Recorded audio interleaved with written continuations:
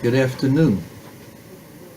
This week's Torah portion is Parshas Beshalach, and the children of Israel are faced by an incredible dilemma.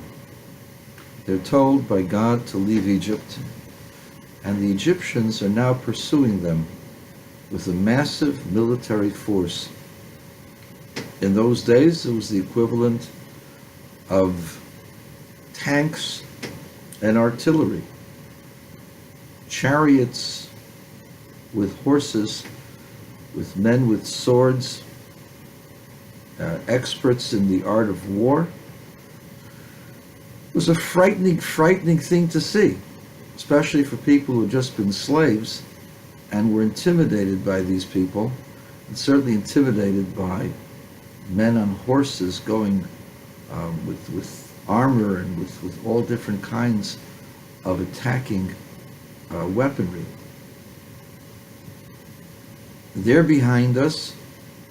There are walls on the right and the left of us, and in front of us is an impassable sea. And Moshe Rabbeinu starts davening to God, and God says, stop praying. Tell the Jewish people, the people of Israel, to travel. It's the most incredible sight. They're supposed to travel into the sea, and the sea's supposed to split.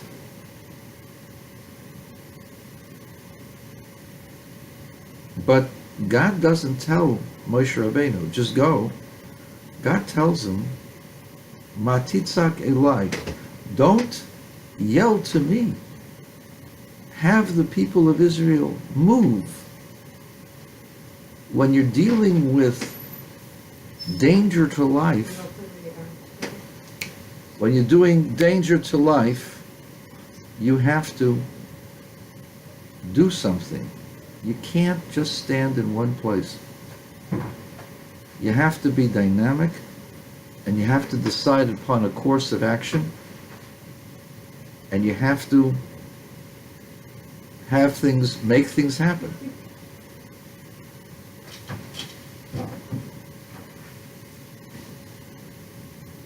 We hear the saber rattling of the Iran regime.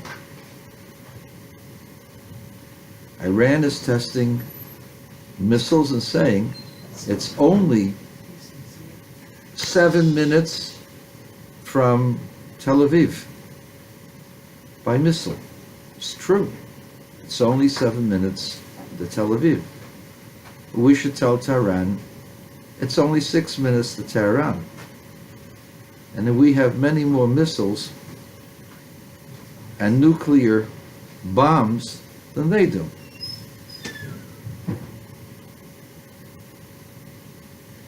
And even if they have a larger country, the larger country will be overrun by nuclear debris.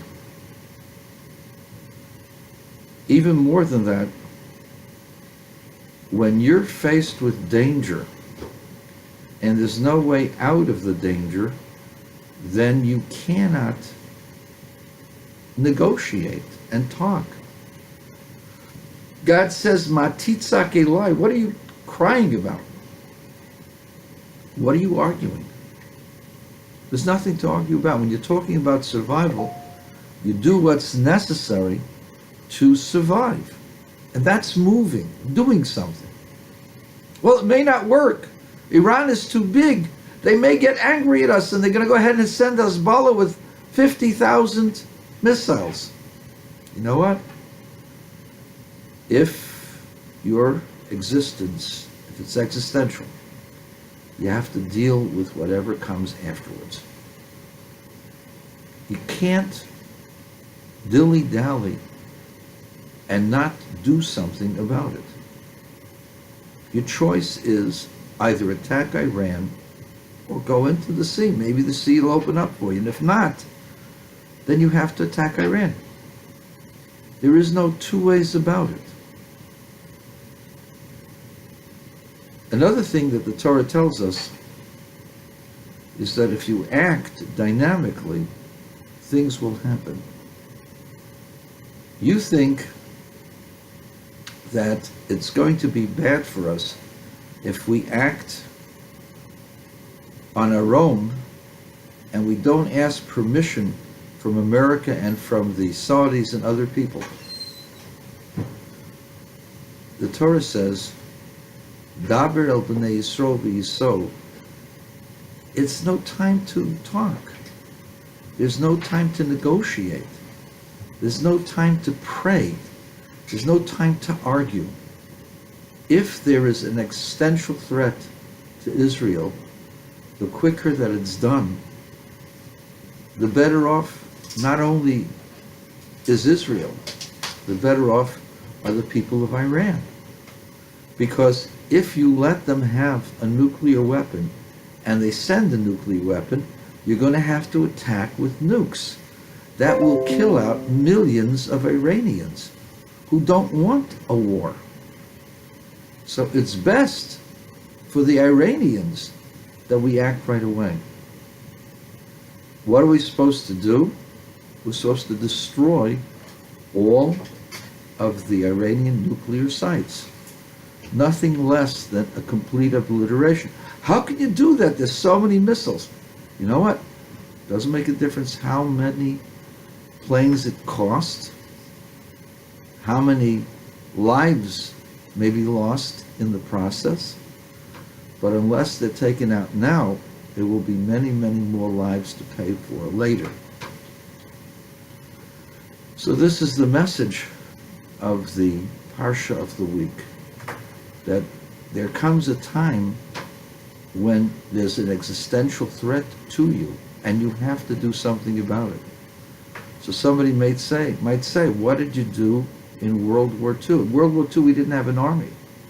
World War II, we didn't believe that Hitler was going to attack. World War II, nobody thought that Germans, who had a law that you couldn't hold a chicken upside down, would go ahead and murder human beings for no reason other than their national origin. World War II, the nations of the world had control over the entire Jewish population. Only a few hundred or a few thousand Jewish boys felt independent or could act independently. In 2017, there are hundreds of thousands of Jewish boys that are capable of fighting, and not only capable of fighting, but have the wherewithal to inflict heavy damage on any enemy that comes their way. Time for talking is over. Daber el b'nei Yisrael v'yiso. It's time to act.